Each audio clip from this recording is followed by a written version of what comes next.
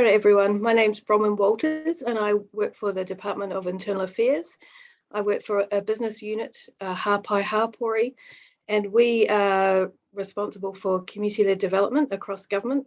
And we also administer over 40 different grants, trust funds and crown funding. Including the Lottery New Zealand community grants. So I'm not going to talk about the grants so much today, but I'm going to talk about what makes a good and bad application and that can be applied across a lot of different philanthropic funding. So I'll get straight into it.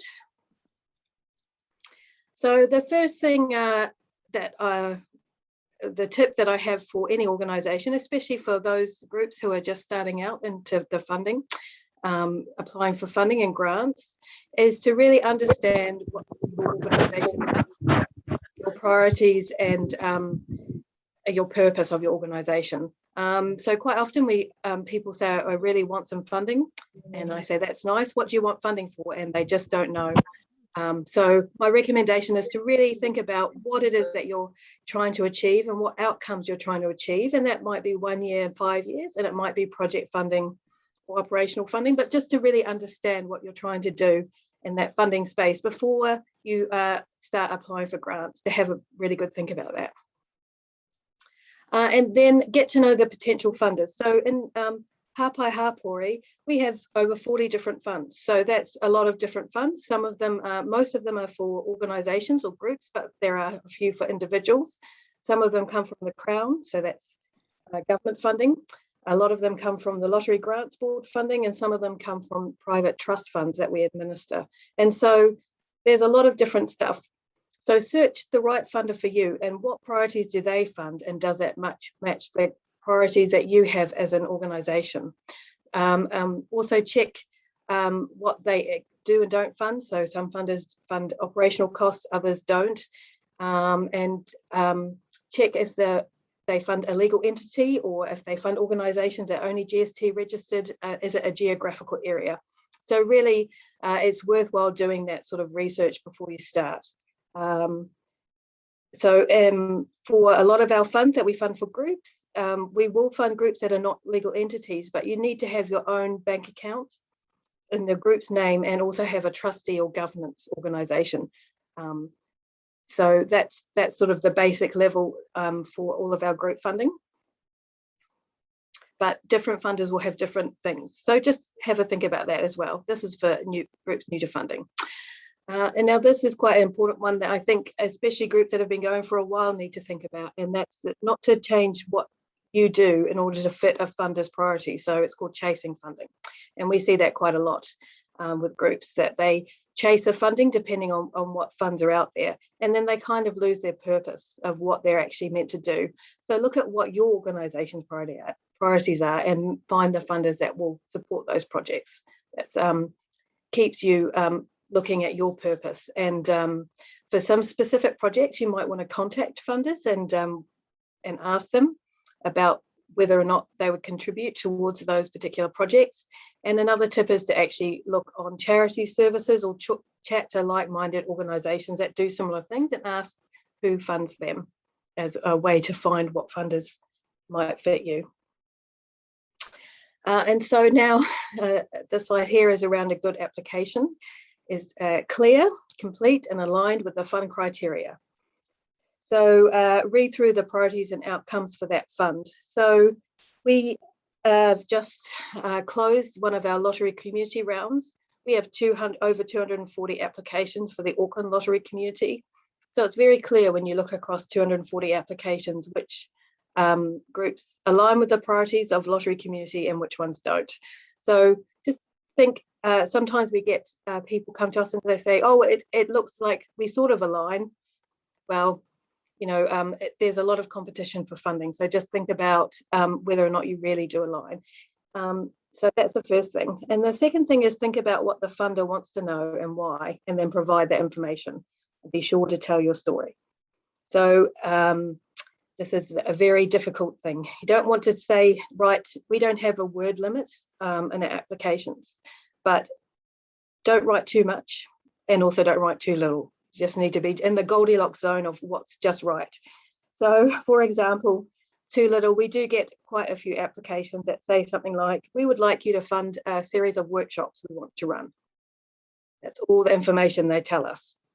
And so that doesn't really help us understand what that is. Equally, we get applications that are just as like mini novels that go on and on. So we need to know about what you do as an organization. And so that's why we're talking about telling your story. So when you're thinking about applications and telling your story, it's about who are you as a group. So don't go too much into, so don't assume that the funder doesn't know anything. So our lottery community committee made up of 5 people from a whole lot of diverse backgrounds from across Auckland. And on top of that, we have advisors like myself. We also have different areas of expertise and knowledge. So we have a really good general idea about what the issues are across the community in the Auckland area.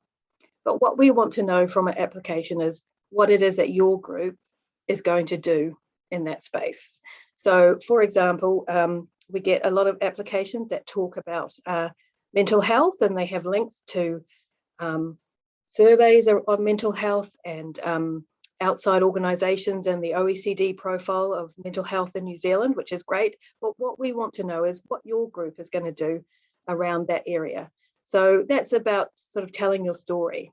So again, if you want to run a series of workshops, for example, who will come to the workshops? What will the workshops be about? You know, that kind of detail is what we're looking for, not just that you want to run workshops. So don't assume the funder knows about you and your community. So answer the questions in an informative way. But bear in mind, again, that our committee meets, usually they have an opportunity to read the applications before, and they meet together on one day and make decisions about funding.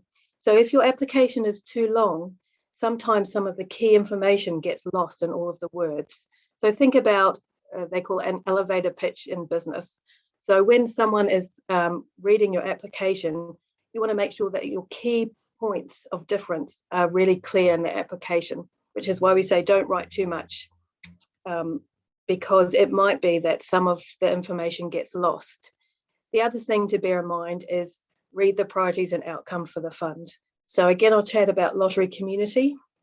That's one of our better known funds. So that funds projects that benefit the community. So if you're an organisation that perhaps does, we have quite a few organisations that do things around food rescue.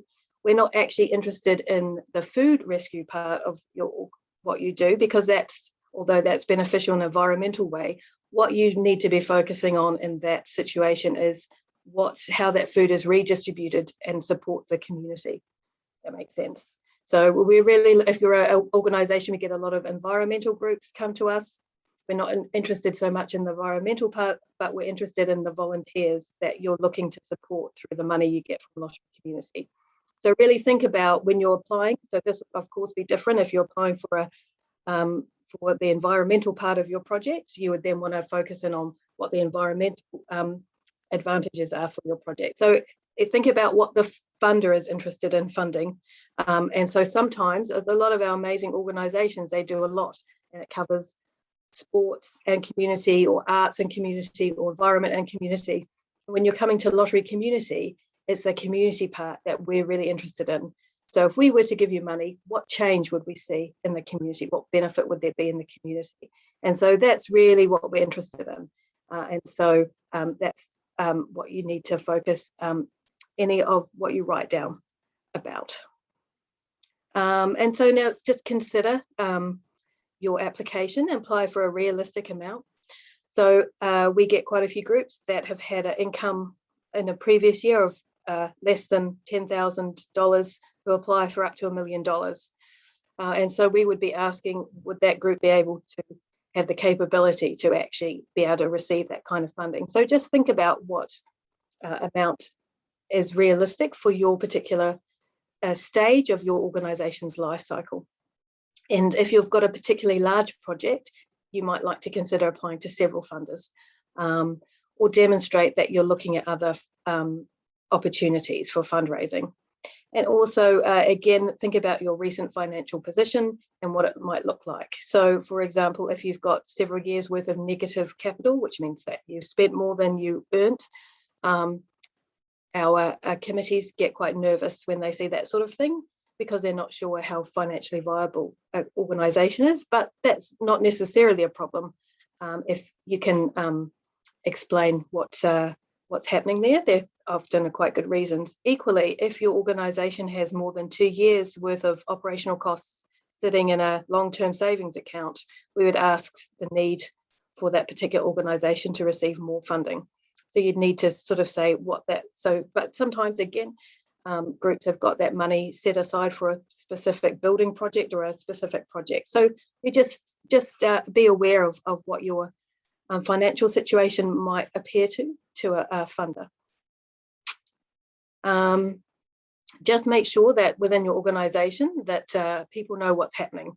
So we don't require resolution to be passed at a board level, but you might like to do that anyway, just as good practice. And then the other thing is to ensure that key people in your organisation are aware that you're applying for funding. So that might be a treasurer who's got to prepare a budget or approve a budget, or someone who might want to be called or involved within writing an application. Another thing that I always recommend is that with our applications, and I know many other groups as well, is that when you write the application, is to get someone else within your organisation to have a look at it to make sure that it makes sense to anyone. So that's something that I think really helps organisations. The other thing that we get quite a lot with our applications is that people write the application, and then when we have some questions, we want to clarify one or two things, and we call them up and they've gone on holiday. So it's like the last thing they've done before they've gone on holiday, which is quite unhelpful for us because we actually need to usually have a discussion with people. And so make sure that other people are aware in your organisation and can speak to an application if you are going to write it. And then you've got some time off. Give yourself time to apply. So we are quite old-fashioned. So we're moving to having more funds that don't have opening and closing dates, but at the moment, most of our key funds do have opening and closing dates, and that's currently a 4-week window. And so you need to apply by the closing date, or you have to wait till the next round. And that's not unusual, although more funders like Foundation North are much more flexible these days. But make sure that you are aware of those sorts of things.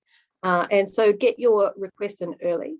So if you wait till the closing date and discover that you haven't got the documents you need, or for some reason your Wi-Fi goes down, that's always an issue.